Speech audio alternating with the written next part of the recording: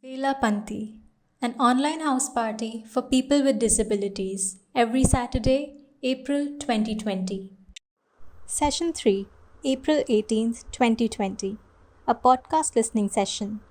Hi, everyone. Very good afternoon. I'm Nidhi Goyal, the founder and executive director of Rising Flame. On behalf of our entire team, I would like to welcome you to the third session of Vella Panti. Vella Panti is basically a series that we started to stay connected in these difficult times, to sort of continue our work, to continue building awareness, to continue building some empathy towards each other, expanding our understanding, expanding our horizons. So, thank you so much for staying connected. Thank you so much for joining us third on this third Saturday for a third session. In the first session, we basically had a book reading and we had the opportunity to discuss um, different kinds of love and romances and what love means to different people. And in the second week, continued our series with a screening, with screenings actually on consent, followed by some very interesting discussion. We're hoping to have a similar experience today with a lot of you joining in and some fabulous speakers here, and we will introduce them just in a just to take you through some of the technical pieces of the call and then how the structure of the call. So here we have our team members, Arjita, Shruti, Chenika. Arjita has joined in as Rising Flame. So you could write to, and I'm Nidhi Goyal, so you could ping any of us personally. If you go to the participants button, you can find a participants list, and if you tap on our names, you could message us privately, or you could use a message for everyone in the common chat box. If you had anything specific to feedback, comments, say in between, or if you couldn't hear or something like that. Just for those, just for screen reader users, there is a mute button, unmute button. Those who have good bandwidth and feel like turning on their video while they're speaking, you're welcome to do that. We'd request the speakers, if they have a decent bandwidth and are okay, then it would be great if you could turn on your speakers, turn on your videos while speaking, but that's an option. I just wanted to request again that I've been requesting this since 3 p.m. as people were joining in.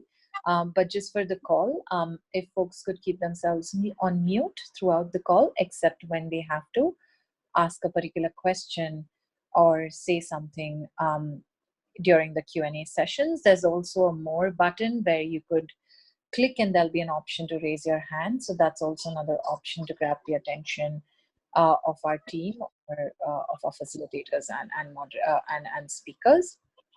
That's also an option. Is our sign language interpreter here? Shabina? She hasn't joined yet. I'm trying to call her.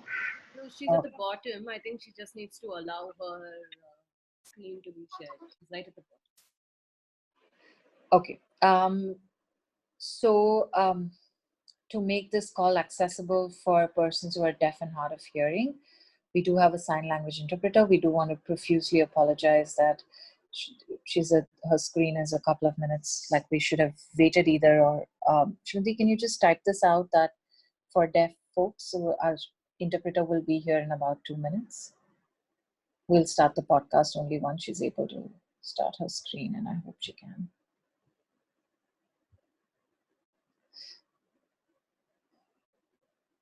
Okay. So in the third session, we just thought, we've been speaking about love, romance, we've spoken about relationships, we've spoken about consent, violence, and we're talking about things from our everyday life, right? We've not gone and taken up an issue which we all cannot connect to or seems remote to us. So we really thought something that many of us grapple with or become a part of.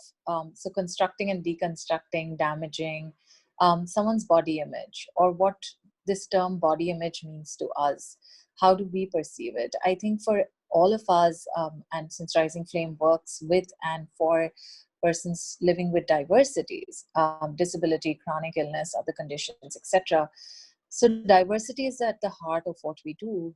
Diversity is something that we all know exists. So really, in this whole diverse world, how are we still looking at this concept of body image, and how does body shaming get linked with this whole concept, and what it does to us, the impact that we could leave on others' lives, the impact that others leave on our lives, the way we construe our own image, and the way we can change things for us. So I think, without making it more ambiguous, because I don't want to give away everything, we could start with our first podcast. Um, it is a podcast from Suno, India. The two podcasters who I would introduce shortly here, Pallavi and Ameya. Welcome to the call, Pallavi and Ameya. Thank you so much for joining us today. Do you want to just say hi so that people can hear your voice? Hello, Pallavi here. Hi. In a bit, they're anyway going to hear you for the next 15 minutes from your recorded conversation. True. Thank you so much for joining us on this call. So, do you all want to say a couple of lines about the podcast? I'll just say the name of the podcast, and then if you wanted to just say 2 or 3 introductory lines before we begin to play the podcast. So, we're bringing to you one of the episodes of Pallavi and Ameya's podcast series, Fat.So. Over to you, ladies. Well, our podcast is basically about the joys and sorrows of being fat women who live in India. So we just talk about the experiences we've had and the problems we run into and the solutions we found. Is that it, Pallavi? Yeah, that's exactly what we're up to. And it's all about having the conversation between me and Ameya about how we navigate this world as fat women. Thank you so much. And we really look forward to listening to the podcast. And I'm sure we all would like to join into your conversation and have some more conversations with you right after. So a short clipping from our segment of Pallavi and Ameya's podcast, the last episode on relationships from Fat.So. Arjita, could we please have you play the episode? Click on the link in the description box below to listen to the Fat.So podcast. Fabulous. Pallavi and Ameya, I would like you to join us now. And thank you so much. You know, every time I hear the episodes, I'm like, yeah, but I wanted to discuss this as well. I wanted to discuss that as well. I think just about bodies and women's bodies in particular is such a topic of discussion in the country and all over the globe. Sorry, I'm just going to pause 1 second. Since we're starting the discussions now, I should have done this before the podcast began. Just wanted to share with everyone that we're recording this session. So it is going to be up as a public event. If at any point when you speak, you don't want to be recorded, you will edit that out of the public recording. So please ensure that you share that with us, that you would not like to be recorded. We're also sharing some of these discussions on social media. So in case you have a comment which specifically you would not like us to share on social media, anyway, on social media, we anonymize all the comments. But if there's something specific that you don't want even going out as anonymized, please do let us know and we'll refrain from posting that. Just as a piece. Everybody, again, because many participants have joined while we were listening to the podcast, we request you to be on mute. If you want to ask questions, please feel free. If no, I would encourage you all to ask questions. And I'd request everyone to either post in the chat box or message me or my teammates privately. So you can directly message Rising Flame or my teammates Arjita, Srinidhi, Chenika here. Yeah, so Pallavi and Ameya, over to you. Just if you could just kick us off by sharing, just, talking about your bodies and one of you mentioned that this was also a process of healing. Okay, so that was me, I think, who said that the podcast itself was part of my healing process. I think that's partly because of the way that I'm able to talk to Pallavi about it, you see, because it's a space of extreme acceptance. if there is such a thing, where we understand each other's experience in a way that we can't even begin to describe. Because I mean, the story of how this podcast even began started in a room of fat women. It was at something. It was called a friend of ours does these things called gatherings, which are women-centric events that talk about issues that come from our perspective. And Pallavi was running this event on being fat, and there were like 6 or 7 of us fat women in that room. But it was like a moment. We had this moment of sort of magical realization that for the first time in our lives, we were in a room where everybody understood our experience. There was no explaining, there was no translation, you know. So that itself was deeply healing. And it had a kind of exponential effect, I think, because it pushed me to be, I've never been particularly quiet or reserved about my opinion or about activism on any subject. Right. So this just kind of made it like 1,000 times more intense. Yeah, Okay. and I mean, Ameya said it all in terms of, you know, the meeting and the podcast and why it works for both of us, because it's just so relatable to have these conversations with someone who gets you, and you don't have to explain all of the emotions that are associated with the experiences you have. One of the things that I think we recognize now after, you know, these episodes and living our lives while talking so publicly about, you know, how it is to be fat. And I think one of the things that we recognize is the conditioning of hating your body or of other parts of yourself, or, you know, having to see yourself through the eyes of the world, which is extremely judgmental and harsh. That conditioning may never ever go away. You know, there will always be this little voice telling you you're not good enough because your body doesn't fit into the mold. And yet, we have gotten more and more aware of it. And as we've gotten more and more aware of it, we've been more open about having the conversations around it. And we found more and more people where, you know, who are allowing those conversations and allowing us to be how we are. And I think for us, you know, and it doesn't just have to be Ameya and me, but I think both of us have found friends who have bodies very different to us, friends who have bodies who are in that mold of, you know, perfect bodies as per society's norms, who have the empathy and the compassion, and, you know, and we also treasure that space. So I think for us, that's one of the things that has also happened with this journey. I feel like one thing that's also really important to point out here is that we've also had very different experiences of our fatness as well. You know, our lives have been very different. Like, you know, I've been single most of my life. Pallavi's been married. Even in this very episode, like that, it's true. I've never had a boyfriend when I was in college or school, right? And good or bad, all that apart, there is a shared experience of the shaming that manages to cross all of those differences as well. Sorry, I'm going to request people to mute themselves, and I'd request Arjita to just help us with that. Thank you so much. I think Ameya and Pallavi, this is incredible. I have a couple of questions. Since I'm facilitating this conversation, I'm going to take the privilege of asking the first couple of questions as we wait for people to post their questions there. I just about this, you know, conditioning, and we always hear this, and I speak a lot personally, and through our work, we speak a lot about noise that's surrounding us and how do we get conditioned by that noise continuously, right?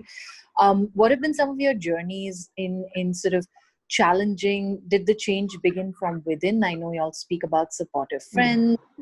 You spoke about the support circle where you all met, etc., or the group. But where did really that acceptance or that shift begin for the two of you in all the noise? Because I don't think the noise has gone away, and I don't think it'll ever go away. We can try and change people, change will happen, but everybody will not change. So I think it's just your journey of empowerment. It's just, if you could tell us where you began, it'd be really helpful for some of us here. Yeah, so I always say, and that's why I always say this is an inside job. Andar ki baat, Ameya teases me about this all the time. But I really believe that. I really believe that it's about having the courage within to say, okay, I'm not going to swim with the other fish in the sea. I'm going to swim against the current. And that may be a little harder than how it is for other people, but I'm going to make that choice. And swimming against the current is just accepting yourself as you are, irrespective of the voices around you. It takes a lot of effort. It takes a lot of courage. And every day is a new day. But I think the moment that happens, the moment you keep working on it, and that happens like a muscle, it sort of strengthens over a period of time. And I've really noticed that then, something happens. Either the conversations we have are different, or what we pick up is different, or what we respond is different. And somehow I've seen that the world sort of begins to validate that. So I firmly believe that this has to happen inside. Anyway, that's me. I can't disagree with you. I mean, in the sense that fundamentally, what pushes you to break it is always inside, because it comes down to accepting that the world is a certain way, that you have been trained a certain way, and these things are going to trip you up, and you may not be able to change them at all. But they're there. This is the board you have. Now, how do you play the game on this board? Even though you want to play it on that board, which is all nice and flat, it's not your board. Your board is this one, right? So, to me, though, I have to say, I always feel a little embarrassed by this, but I did the reverse Elizabeth Gilbert. So I went to America and I found myself. So to me, it was just the fact that suddenly I was in a world where I was not an outlier. I could buy clothes that were sexy. I was sexy. There were men interested in me. Suddenly, all those stories I'd been hearing all my life were patently untrue. And once I lived that experience, I came back to India expecting to fall back into the same earlier pattern. But basically, once I lived that experience, my brain, my heart, my whatever was just like, no, this is bullshit. You know it's not true. You have physically experienced the untrueness of this. And then Ameya? sort of internalized. Sorry, what? Sorry. Did you want to say your brain, your heart, and your hormones? You skipped that bit. I prefer to say my brain, my heart, my lady bits. But anyway. I think it's amazing to say that because it's important, right? I mean, Yeah. God, yes. how body image impacts your everyday interactions. I think so many things that you'll touch upon. We've just taken a 15-minute segment from one of your episodes, and I can tell you the couple of things I want you all to expand, but we'll also wait and see who all are here. So just about shopping, right? You go to a store, you have the money like everybody else, and you can buy, but they're like, इतने बड़े size का थोड़ी मिलता है. It's just and it's an experience that I've had as well, because I often when I going shoe shopping in Mumbai, I have very Haryanvi feet, so which means they're big and they're broad, and if you only look at my feet, they look what is generally perceived as quote unquote a man's foot. So the shopkeepers often are like, madam, ये तो आप लड़कों के section में देख लो, लड़कियों वाले जूते थोड़ी आपके लिए बने हैं. And I was like, आप रखो, आपके पास है नहीं ये बोलो.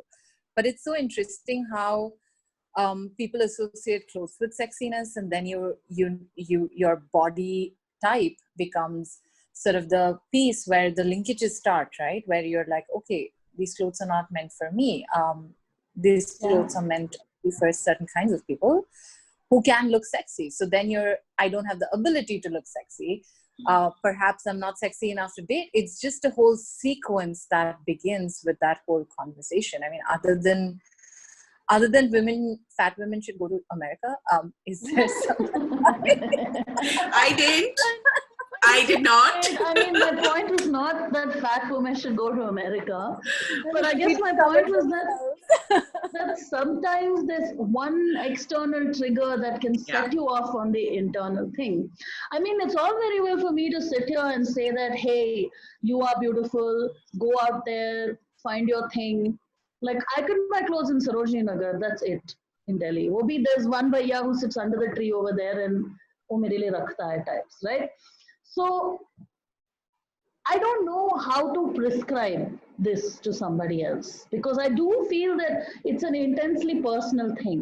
But maybe what I could say is when you find something that goes against your training, like, so if you are trained to think that women like you are not sexy, and somebody says, "Oh my God, you look sexy," your reaction is, "Don't be stupid," or, "Oh, you're just trying to cheer me up," or whatever it is. Stop that reaction.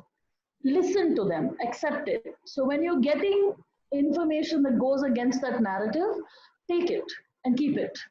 And you might suddenly find that you're like, "Oh, wait, this narrative doesn't make sense anymore. And I can make my own story out of it where fat women are sexy," which they are, by the way. So. Yeah. That hesitation was not to say, not a comment of fat women, but I was like, yeah, women are just sexy. It's fine. Everyone is sexy. Everyone is sexy because Exactly. At the end of the day, we like to say that men are visual and women are emotional and all this nonsense. But fundamentally, at the end of the day, when you are with a person and you feel a connection to them, they become sexy, regardless of what they do or do not look like or smell like or they can or cannot do, and so on and so forth. Like that, I think, is the most important counter story to all the narratives we're fed about image and acceptance and stuff like that. That Right. really needs to get out there. Right. Pallavi, a question for you actually. There are you shared that toddler's incident where she jumped on your lap and she said all of Pallavi auntie is comfortable. And I think I may be getting confused here. Was it you or Ameya who shared about families reacting a certain way, saying that your partner doesn't have to see what you have to see? Yeah, so that was me.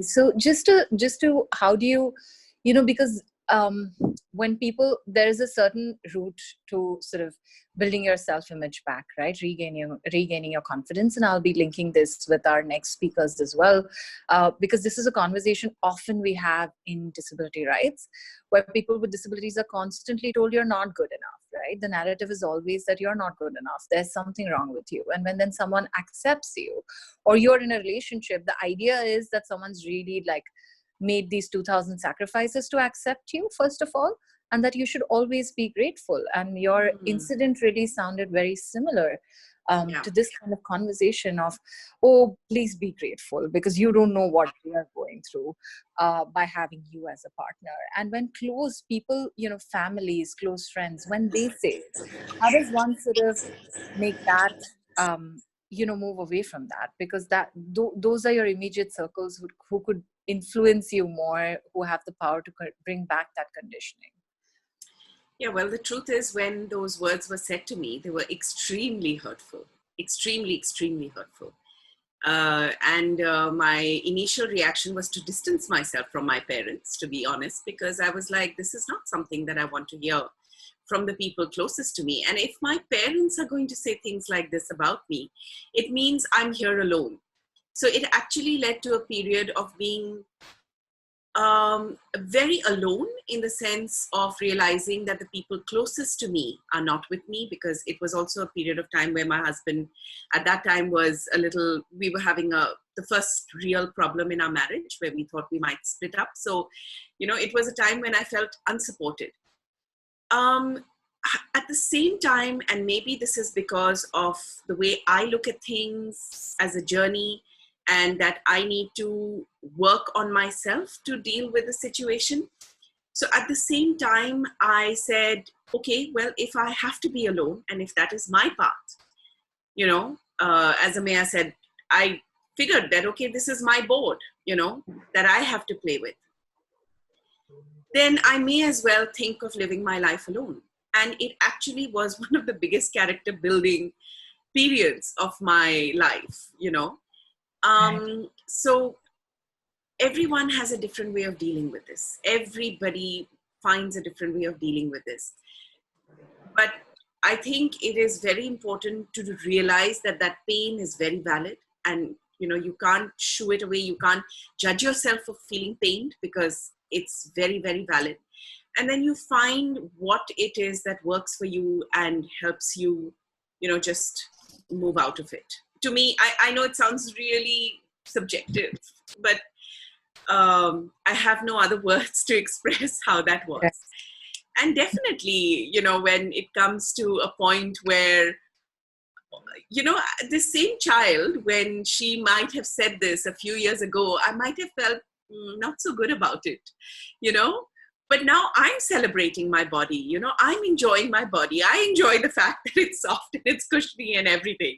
So her leaning on me and saying, "Oh, Pallavi Masi, your tummy is soft and it's like a cushion and everything," is a celebration of my body. So it's my perspective that has changed on this, So yeah. So I always lure like my friends' kids saying Masi's lap is like a Dunlop. So don't sit on Mama's lap. It's always been like that for me. So I naturally am this wicked one who I'm going to use all these advantages to get you in my lap, dear baby.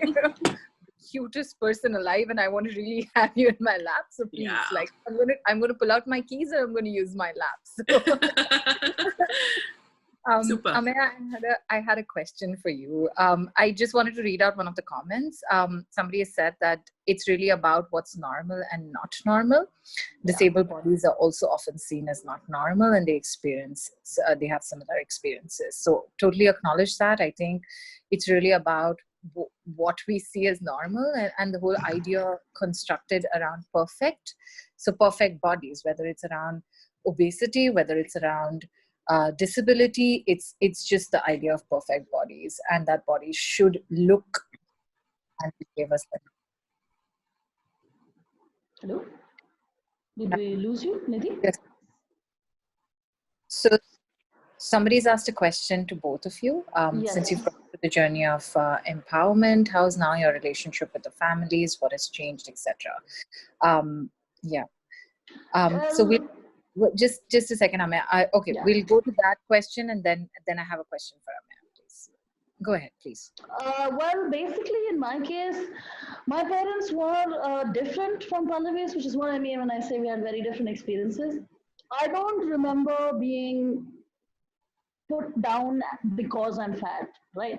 There was a push to get me to eat healthy and to exercise, but it was more along the lines of, you're unhappy, you don't fit into your friends, you don't fit into these places, so do something so you don't remain unhappy. Or more like, no one ever said to me that nobody's going to love you, you'll never make anything of yourself, you'll always be left behind. But the thing is, they didn't need to tell me. The world, society, our good friend society, was busy giving me all these signals anyway. But it definitely helped me build my fundamental belief in myself, because my family never said this stuff to me, definitely, for sure, I didn't have to deal with that. However, one thing that's really changed with them after a lot of work is this not hating being around them while eating. Like when I was a kid, it was like I did not want to eat near my parents. I didn't want to eat at the table ever. So now they are like, they understand that you can't just keep telling me what to do or picking at me. It doesn't achieve anything, and it's not good for our relationship. So we do discuss stuff, but we have some ground rules, and it definitely helps to keep our relationship a lot happier and like less fighting. That's excellent. I think having that respectful space for feedback and for understanding and discussing, even if it's concern, I think even genuine concern coming at a wrong time becomes really hurtful many a times. So thank you for sharing that honestly. Pallavi, do you have a response to that question? Yeah, for me, my family is a little different. We're not that cohesive or together. And I think while I've gone on this journey and they've seen all the changes it has made for me, because for me it was a radical shift in terms of the way I started dressing and expressing myself and all of the opportunities I got as a plus size model, being in newspapers, so on and so forth. So they could not ignore the fact that the world was responding to me differently. But I think when it comes to themselves, I think they're happy to see me in a happy place, but they're very unsure about where this happy place really is. Because one of the first reactions I got when I started the podcast was, "Oh, you seem to be very angry." It's still a reaction I get sometimes, that you seem to be very angry when I talk about them, in terms of the subjects that come up. And I have to tell them that I'm not angry. I was, and I've dealt with it and I've processed the emotions, which is why I can talk about it today. So it's still, unfortunately, on this, I think they're now very careful around me, because I give it back to them if they say anything about dieting or exercise or size, or, and they're very health conscious themselves. So, the conversations of, "Oh, I'm on this diet," or, "I'm looking after my body like this, I must exercise," those things come up and I just have to deal with them. So it's a bit different when it comes to my family. So that's brilliant. I think There's one it question reminds me. that's come privately. Can I ask Yes, it? Srinidhi. Yeah. Yes, How Srinidhi. to navigate society's comments on fat women dressing up? Sorry, can others mute themselves? There's some How, disturbance. how to navigate society's comments on fat women dressing up, and they have certain restrictions also on how fat people should dress.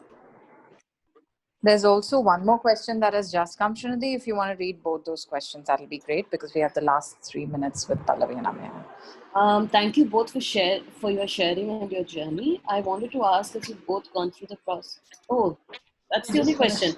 The other question hasn't come. It just says question to Pallavi. I'm just going to, okay, while they're responding, I'll see if I got it personally, privately. You want to start, Pallavi, or you're the close person more than me? Come on. So I have to say, look, I have a lot of privilege, living in a city, having access to certain things, having traveled and been exposed, etc. So I think I've just decided I don't give a fuck about what everybody else thinks about how I dress or so on and so forth. I mean, I just have developed my own sense of style. I'm lucky that I have somebody who's been doing my clothes since I was 23, and she continues to support me. So I'll bring all these crazy ideas from Pinterest and go to her and say, "Auntie, I was speaking about my friend Swati, this is her mum." So, I'm like, "I want it like this." And then she'll create this absolutely delicious, and I wear it. And so that's what I have. That's my way out. But then I have the privilege of being able to do that. I don't live in a family that is imposing their opinion on me. I have the financial independence to do things like this. So that's my way of handling this. I think that I have the same situation of the privilege and the confidence of knowing that I will be supported by whoever or whatever when I speak out. That I realize many people don't have, so that's one huge part of it. I guess if you don't have this kind of privilege, try to dress for yourself to the extent that you can without getting into much trouble. Try and see if you can create safe spaces with certain people or something like that, so that you could try and expand this. Try and make changes in small steps. That's a big one. Yeah. Like if you cut your hair from waist length to shoulder length in one day, people are shocked. But every 2 months, if you cut off 3 inches, eventually they don't realize it, right? Accessories sometimes. Changing accessories. Yeah, Really try helps. and see and try. Sometimes take other people's suggestions also, because I feel like a lot of women, when someone tells you wear this and you're like, "No, I can't wear that, I'm too fat." Maybe you can. I mean, maybe you just haven't got used to the idea of it. Like I used to be petrified of sleeveless. Yeah, but see, I don't care. I would not have worn this dress 5-6 years ago. I think, thank you, because I think privilege is always there, but it's also this constant sort of, like I'm saying, lack of, with the plus sizes stores and everything available now, it's a different experience. But if you wanted to go street shopping, they're like, "Acha madam, ye sabse bada size hai. This is the last size you get. Yahan par aur kya milega? Ye bahut sundar. Ye sab items sirf itne hi size mein milta hai." So I think And I mean, don't shop. the most don't- irritating thing is they'll say, "Ha, mujhe hai," and they'll take out basically a momo or a sack or something that has no shape or no style. And they're like, "Here, just take it." And I'm Right. like, no. Like I literally be like, भैया मैं क्या पहनी हूँ? आपको लगता है मैं वैसे पहनूंगी? Yeah, well, I can't shop in stores. I mean, there are a few stores that have come up, and Ameya hates them, but I don't I mind hate them. them. I hate them. Yeah. I hate them as Again, well. they have that same problem. It's like you are fat. Let's make a big layered, shapeless thing. Why? You Yeah. can have a fat shape. Fat is also a shape, guys. It's a shape. Please have a shape. Okay, sorry. Pallavi and Ameya, sorry, I'm cutting you off. There are about No 4 problem. comments. Arjita, I'm just going to ask you to read. I think Ahuti, Sanya, and 2 more. Harsha. Yeah. No, there are more people who asked. Okay. I'll start with Sadia's comment. Yeah, sure. There are lots of people with diversity. However, people with enormous diversity are unable to accept themselves due to a kind of unacceptance from the society and probably due to a lack of love and warmth from their parents. As a result, a lot of people with diversity end up engaging in certain antisocial actions and in several unethical actions. So, as friends, I think ignoring the person altogether due to his or her immoral actions is incorrect. So, can negative reinforcement work in this manner? After all, only the actions can be unjust, but not the person. This was from Sanya. Should I move on to next ones? Yes, please. Can you please read the couple of next? Because we have about 3 minutes to wrap up our conversation with Pallavi and Ameya. Yes. Okay. Ahuti asks, how is your experience of wearing traditional Indian attire like sari? I think it makes us more aware about different appearances. And Barsha says, I have been facing taunts and comments since childhood about my body from families, colleagues, friends, everyone. They made me feel like I'm posing the worst body on heart, which can be collapsed at any moment. Sometimes they come up with diet, gym, and exercise advices. I'm confused with physically fit and mentally fit. This is Pallavi. Can you support me on that? Can we have Pallavi and Ameya, could you please respond to some of these questions and then we'll close the conversation. So I think there was something which was directly to me about, first of all, I mean, I'm so sorry about the pain that society has caused you. And really, I mean, everyone for whom you've experienced pain, so sorry, as just human beings, I think.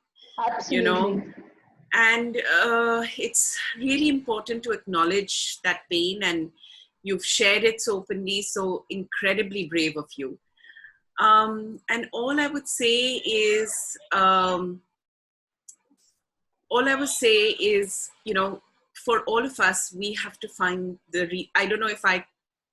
we have to find the resources that enable us to move forward, even if it is alone. You know, because actually we're not alone. We have this community. It's just not comprised of the people closest to us. And sometimes that's just the board we're dealt with. That's just the cards we're dealt with, that we don't have them. And we have to move on with the friends or other supports that we have. I don't know if that helps, but that's all I can say at the moment. Yeah, it is just beautiful that you guys are willing to come out and say this stuff. I mean, thank you for sharing it with us. It's a horrible thing to hear from people who you love, that they say it like kindly, you know. They're like, Yeah. I'm worried about your health. No, but now come, I'll show you, this gym is really cool. It's all couched in concern.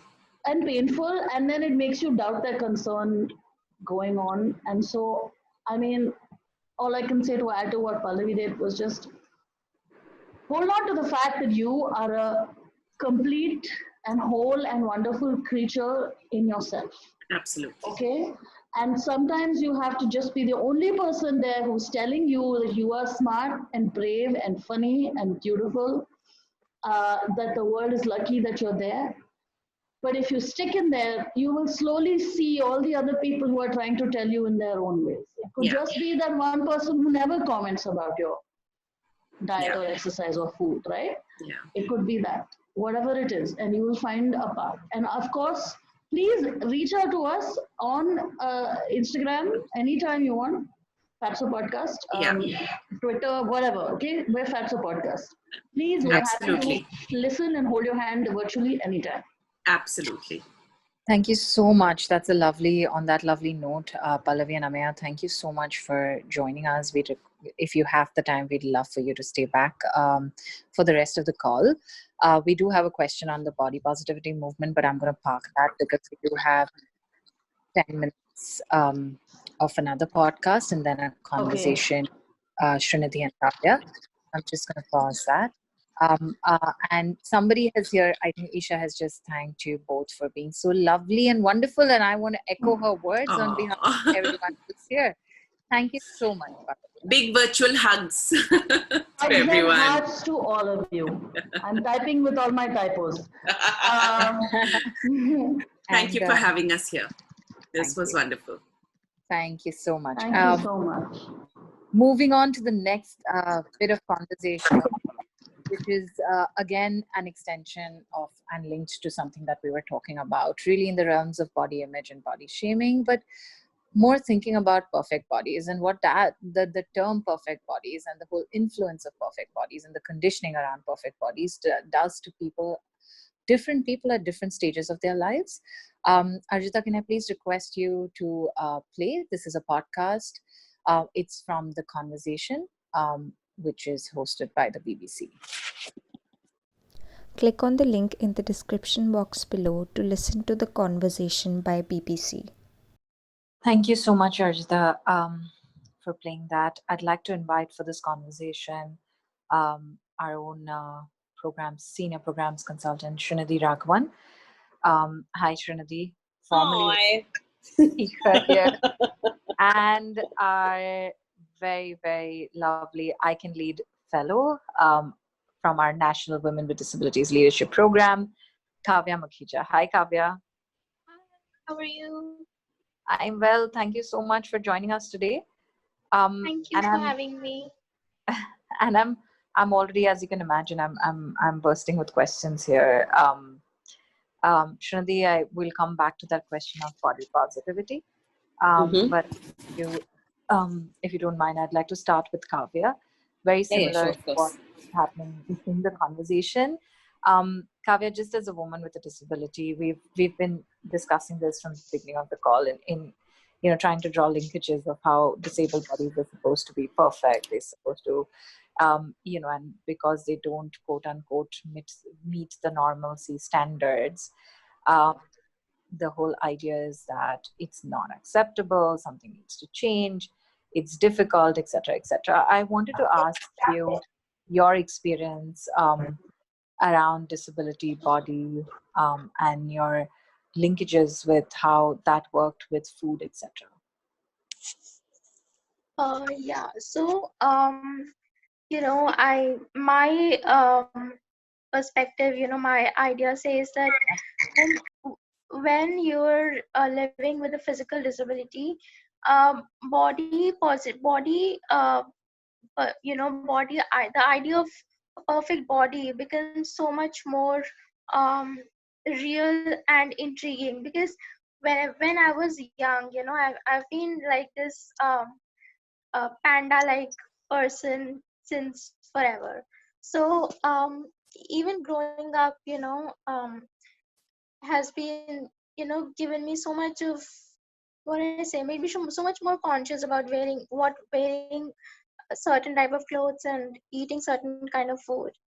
So this is an experience that I would like to share. Whenever I used to, go to my aunt's place, she would kind of keep me from eating certain kinds of foods, and that would be particularly junk food and food that would make increase your weight.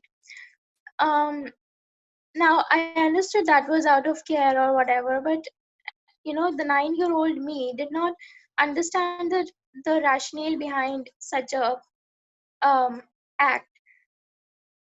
And this kind of made me question that why am I being, subject to this.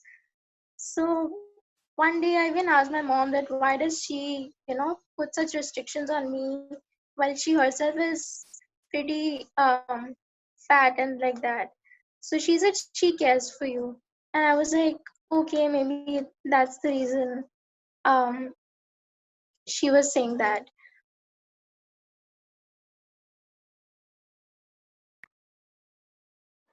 Yeah, Kavya. Yeah. Yeah. So this question of sort of as a child being it also leaves an impact in terms of sort of how do you view your eating habits later, what it means to for you to look at your own body, and just these ideas of like, okay, maybe I am becoming fat and that's why they're stopping me, but then why are the older people doing the same thing? I think it becomes as a child processing some of this becomes more and more difficult. And Srinidhi, with that, I wanted to ask you a connected question around, and I'll circle back with Kavya further. I just wanted to ask you about how do you sort of eat this and don't eat this, right? This would be healthy for you, or you're basically not trying to be healthy enough. Maybe you did this and you would be more healthy, or you would not look a certain way, or why have you changed a certain way? Have you been eating? These questions become so common in conversations. It's a bit like how disabled people are just, people meet them and they're like, oh, how did this happen? As if you have all the right to know, right? I think for women who have diverse True. bodies, who don't fit the quote unquote normal standard, I think these conversations of what happened to you, or don't you diet, like, or why do you look this way, or why do you wear these shoes with this outfit? I think these become a very like, hey, hi, and now these questions start. So what has been your reaction, some of your thoughts to these kinds of questions, interrogations? I mean, I think it's very interesting because all three of them spoke about their experiences in childhood, and I had what you call thin privilege when I was a child. So I uh, became fat because of medication for chronic pain, and it just has happened over the last 5 years, right? And it has been absolutely annoying because everybody then connects the pain to the illness and not so much, there's no deeper engagement of that. So a lot of questions for the past 3 years, the minute somebody sees me on the road, they're like, oh my God, you became fat. There's no hi, there's no how are you doing? There's no basis for the sentence except you became fat. Right? So I think I've heard this sentence, you became fat, so often in the past few years that it has a sort of, I mean, I think for people who do know me, they've seen me go through the ideas of body positivity through it. And one of my really big concerns has been that I am not, since I live in a body that is diverse, yes, but it also has a lot of pain and fatigue and all kinds of other distresses. So it has been very hard for me to love this body, right? And for both the disability movement as well as the body positivity movement, there's been a lot of conversation about taking back your body and for you to be able to love your body in this context of disability and fatness, etc. And for me, it has always been hard because I don't necessarily fit into either conversation pretty easily. So as somebody who has a lot of pain, I cannot, it feels unnatural for me to say, oh, I love my body today, you know. But I think the most difficult parts for me was the shift in not just the clothes that I had to wear. So for a good few years in the middle, I only wore saris because it was easy and I didn't have to shop. I didn't have to have the fear of, is this going to fit me today? And I think that's a huge learning curve that happened. But I think what I would like to point out is this thing that Nidhi mentioned, because I mean, because of my illness and disability, I wear these particular kind of shoes that either look like Hawaii chappal, like people say, or they look like sport shoes. And these are very, very specific shoes that are catered to the pain in my feet. And the irony is that I would wear it with saris, with kurtas, with pajamas, with everything, because that was literally the footwear that did not make me want to, that allowed me to walk, etc. And the comments are always endless. Why are you wearing this footwear under this sari? So it's this resistance to accept that there is a diversity and somebody might be doing it for comfort and not so much for fashion has been something that I think I had to respond to a lot. Really, Srinidhi, you're fat and unfashionable. Oh my God. Sorry, I'm not trying to troll you, just the kind of others would be shocked. They're like, what is this facilitator saying? But I think this whole idea of how one gets linked to the other, and I think a lot of, like you're saying, the body positivity movement is always to say, hey, I'm okay, I'm diverse, but I'm healthy. But there's also pressure to constantly say, oh, I'm fat and healthy, I look different and I'm healthy. But it's okay if you're different and not healthy. But it's really you're compelled to say, right? Many people who live with obesity, if they're also not healthy, they assure others by saying that, yes, I'm fat and healthy. And it's very interesting because um, there's been some very interesting conversations. I was at a meeting at a meeting break. Another senior disabled woman, a senior activist, she was like, I said, oh, can I have some support and assistance in getting some more food? So a volunteer said, yeah, we'll get you some more food. Tell us what you want. I said, I want chole and rice. And this woman heard me and she's like, no chole for you, no chole. And I was like, why no chole for me? And she said, have you started exercising? How many times a day do you walk? For how long do you walk? I said, we're in a meeting. We'll discuss this over a cup of coffee. And then she turns around and she says, oh, get me a gulab jamun. I just smiled to myself, and later over the coffee, I said, yes. I heard the gulab jamun. I didn't stop you because I don't think that's the way you go about stopping people. If you're concerned, the concerns can come out in different ways. So if somebody had to sort of, I also shared this sort of food story to link back to Kavya and the kinds of questions that people ask and when they're loved ones. Kavya, was there sort of a linkage between, because you're a wheelchair user, was there a linkage with the assistance that was provided, and how does that, seeking assistance in daily life, how does that link with body image for you?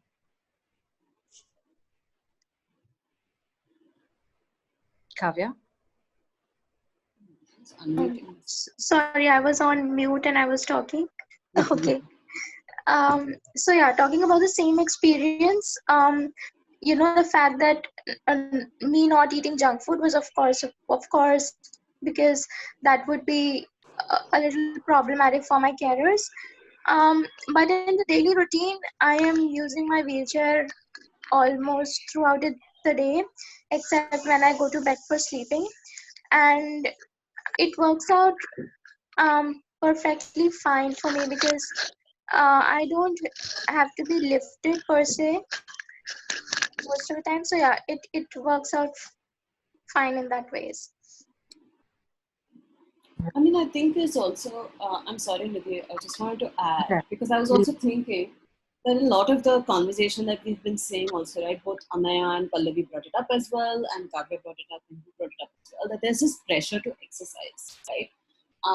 And exercise in a particular manner, right? And what I often find is that none of these exercise routines are actually catering to the not quote unquote normal body, right? So if my body is a body that has a lot of pains, walking, running, those kinds of exercises don't work for me, right? Because it's too harsh on my knees, right? And probably don't work for Kavya either. But the assumption is that we need to fit our non-conforming bodies into a format of exercise that just doesn't exist, right? That doesn't fit our bodies. So I think this over emphasis on exercise in a particular way, exercise so you can lose weight, do cardio so you can lose weight, I think is a bit, it was a bit annoying for me through this process. Right. I just wanted to also add. So Amya has shared a comment here that she agrees with Trinity what you're saying about fitting bodies into quote unquote normal exercise routines. It's really frustrating, is what she says, and I agree with it. I think different forms of exercise work for different people, and talking about food and exercise and comments on bodies. I just want to come to both of you to ask. What when certain people, and I'm combining it with one of the questions that have come from Abhishek, about how does this impact your own image of yourself and your sexuality, just the whole idea of constantly being questioned, having this kind of relationship with your body or your body image, to be precise. Either of you could go. Kavya, do you want to go or should I go? Yeah, I'll go. Okay. So about my body image, it's been quite a ride, because initially I was not very positive and loving. I did not have the kind of love for my body that I have now. And it was because I had seen people around me not being similar to me in terms of body. And that kind of uh, accelerated when I was diagnosed with scoliosis when I was in grade 4. So that kind of pushed me to, stay away from mirrors and getting clicked. If I would get clicked, I would only make sure that only my upper half of my body was visible and not my lower half, because that would show up the scoliosis and that would make the picture bad. And that this was the idea that I had at that time.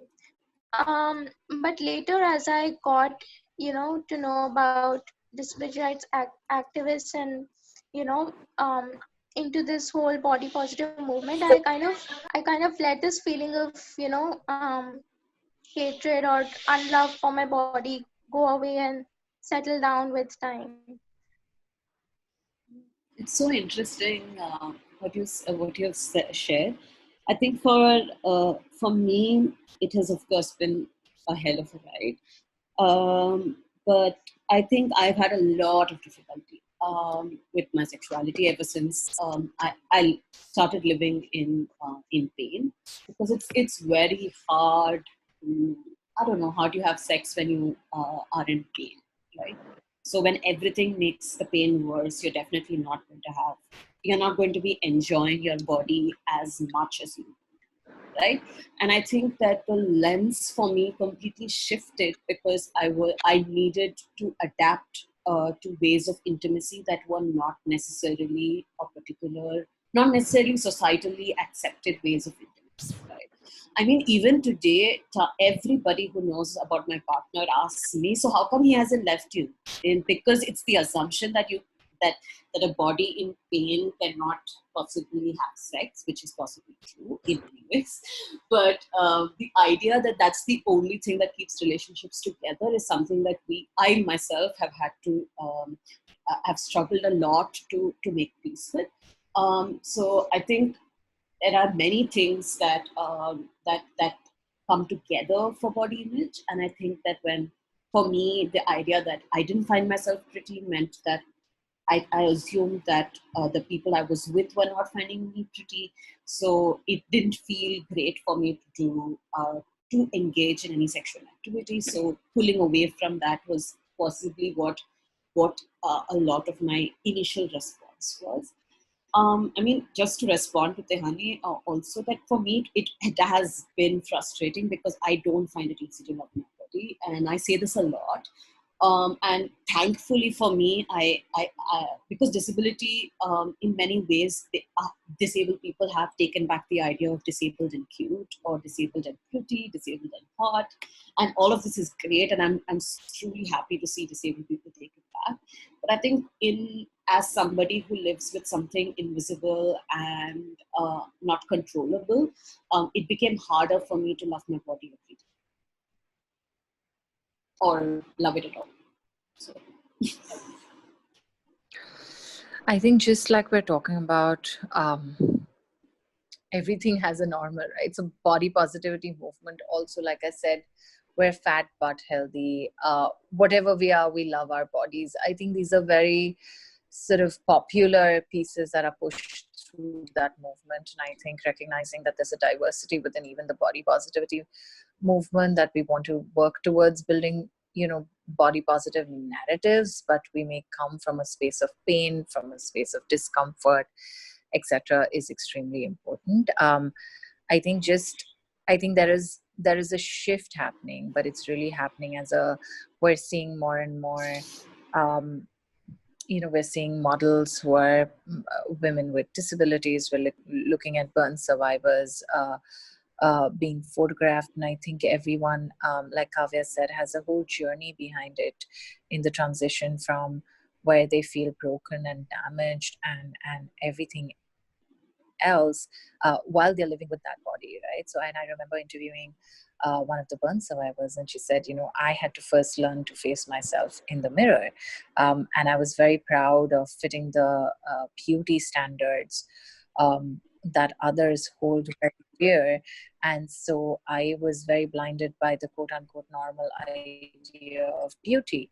And slowly it was a whole journey of me accepting that I didn't look the same anymore. So it wasn't just I look beautiful and I look ugly now. Once I broke even that narrative, once she even broke that narrative, it was a whole journey for her to become okay with how she looked without even giving labels to it, whether it was ugly or beautiful. And every time someone rejected her, it also echoed some of her pain back. And there were comments like kids would run away saying, oh my God, there's someone who's very scary come, because we end up attaching images like that. So we do double damage, right? In popular media, we don't just sort of not represent certain bodies, but we also use them as a problematic representation. So fat bodies were always used for humor.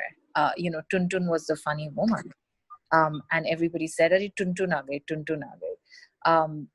And then people with one eye patch was always the person with the one eye patch was the villain.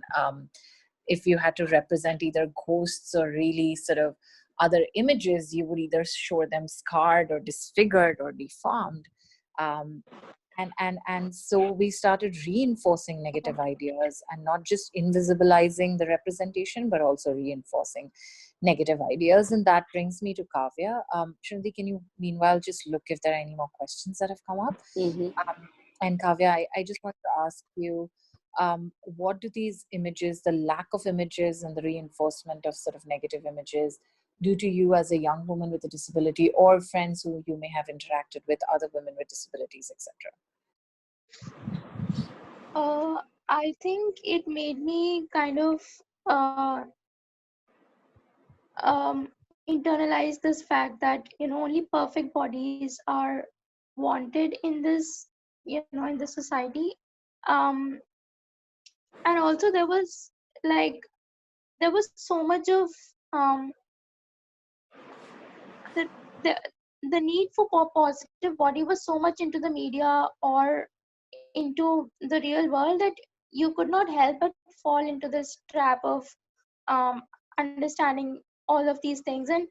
And later when you get back to your own self and just have your own self with you, you have to kind of understand that it's my body and I have to I have to understand. Yeah, so I was saying that this need for a perfect body and how one should always strive to so yeah, so I was saying that growing up was like there was so much of these things that you need to be perfect, you need to have a perfect body. And because of my disability, not only my body but even my hands were kind of clubbed.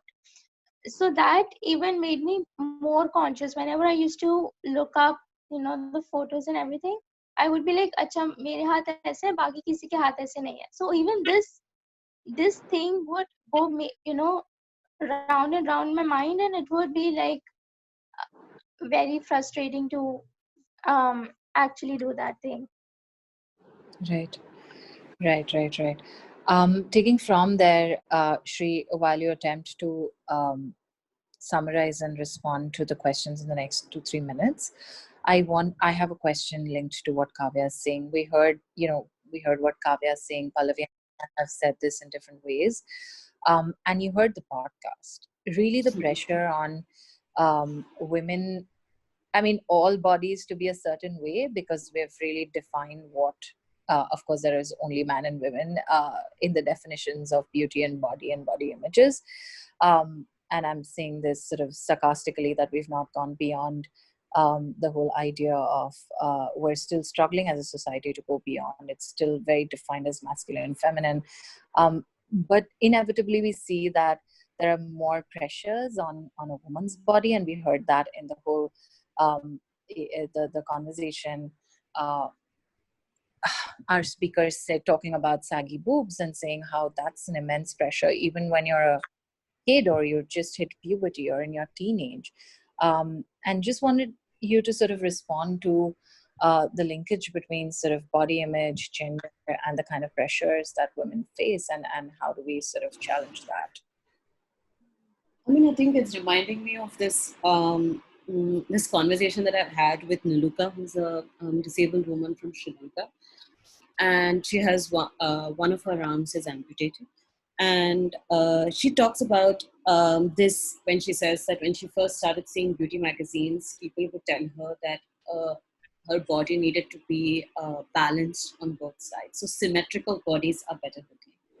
And the reason I bring it up is because I think for a lot of people growing up, we were exposed to some form of media content which talks about the ideal woman's body, right? And I think that much of our content, media content, even now, still talks about the ideal female body, and that becomes a bit of a pressure to sort of maintain it. And what I found interesting in the conversation that in the British podcast was also that there is this pressure on women after their pregnancy. What if they are breast cancer survivors and they don't have breasts?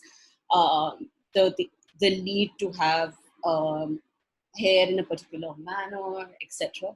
So I think that these pressures are very, very broadly existing. And for me, it has manifested in so many ways, because I hear a lot of people saying, and this is true for disabled women in particular, where if you can hide your disability, then you should, because then the chances of relationships become higher. And a lot of it has to do with the fact that your body is not perfect, right? So you don't have something that people can pick on. Right. So, Sorry, you were. I mean, I think the just closing, I just feel like, I mean, we've been saying that a lot, that what gets defined as normal then is too narrow. But I think what I feel is that for me, it became more and more easy to accept my body the way it is. When I heard other people talk about the troubles that they were having, right? So that the acknowledgement that women in chronic pain don't love their body was a relief for me, because I was like, okay, I don't have to love my body. Okay, Shruti, I'm going to pause you here before we take the closing remarks. There's somebody who's messaged me privately that they left a common message for a question for Kavya, and they've not received a response. Can you just browse through the questions? Yeah, it says, for Kavya, do you think our image as achiever can compensate or transcend the body pain and shame that we experience in a relationship? I think these are two different things, because one way we are talking about our own image, which is an extremely psychological plus physical kind of situation, and the other way we are talking about body pain and shame. So I think these are two different things, and if one is present, the other one should not be considered as being compensated for, you know, just because the first thing is present. So I think both of these situations should be catered to. Right. Thank you, Kavya. That's a lovely response. I do feel they're two very different things. And I think it's a problematic piece to also call us achievers all the time just because we're living and breathing. Um, I think it's another way of saying you're not normal. So if you live, it's an achievement. If you breathe, it's an achievement. Um, it really depends on where it's coming from, but also body image and being called a general achiever, saying, "Oh, you're so ugly, but you can be an achiever." It's very often when people meet me the first time, they're like, "Oh my God, she's so beautiful and she's still blind," and I'm like, I don't see the connection, right? I mean, are you trying to say that someone who's darker than me, shorter than me, what are you trying to say, or thinner than me can be blind and that's okay?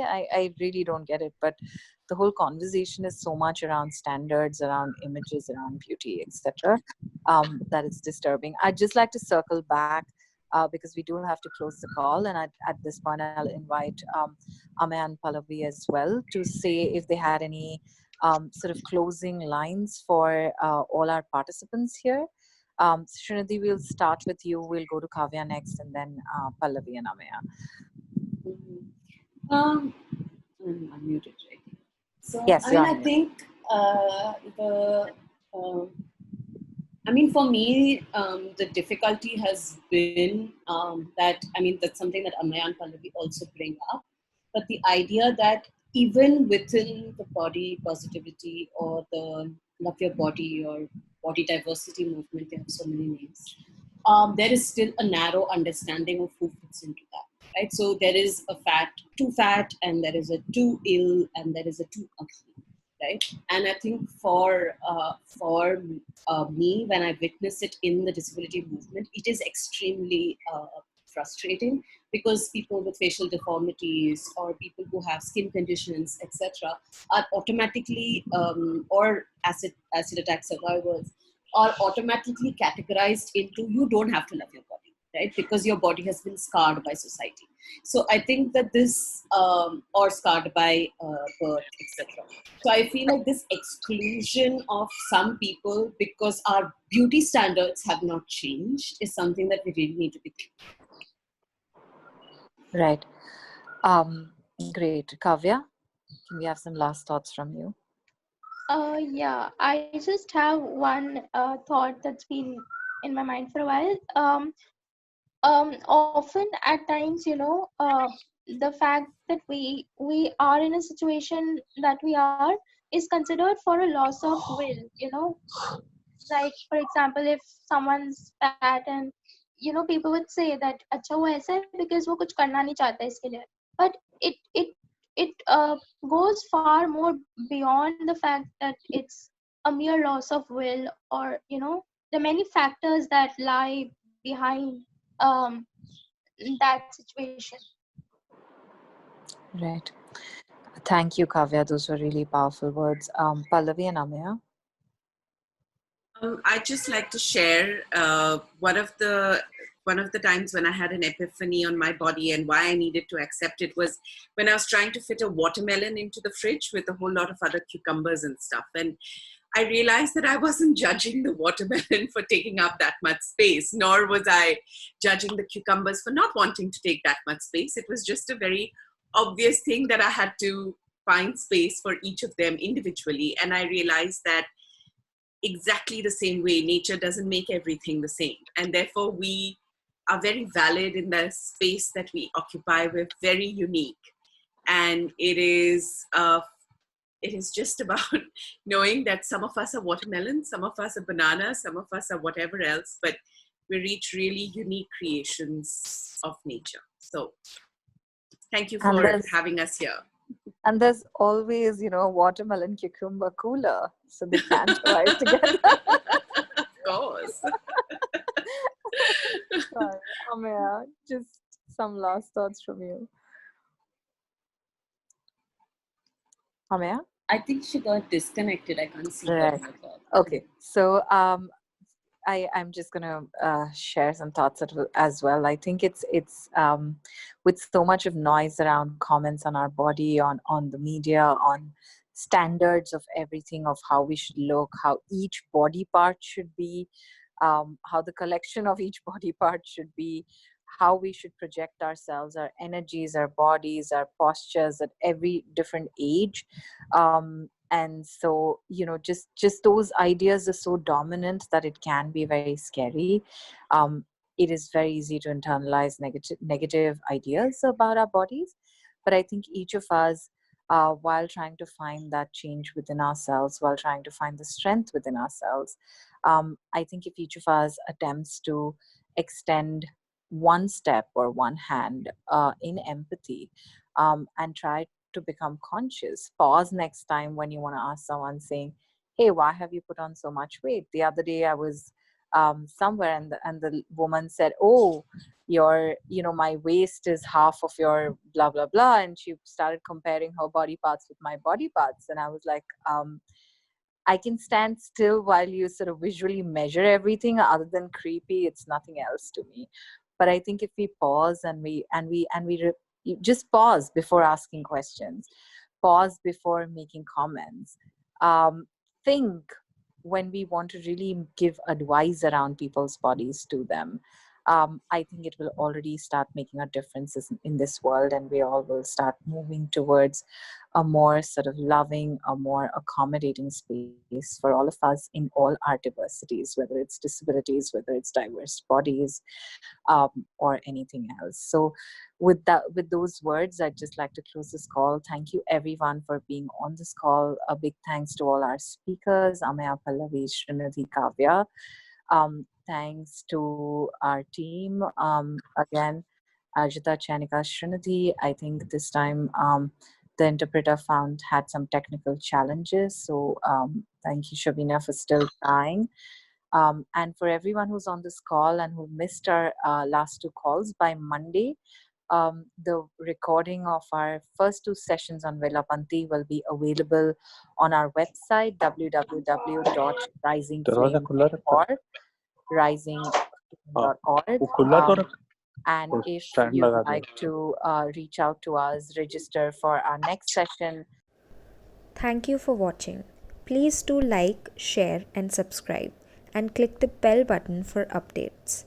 Follow us on Facebook, Twitter, and Instagram, or visit our website to know more about our work. Links in the description.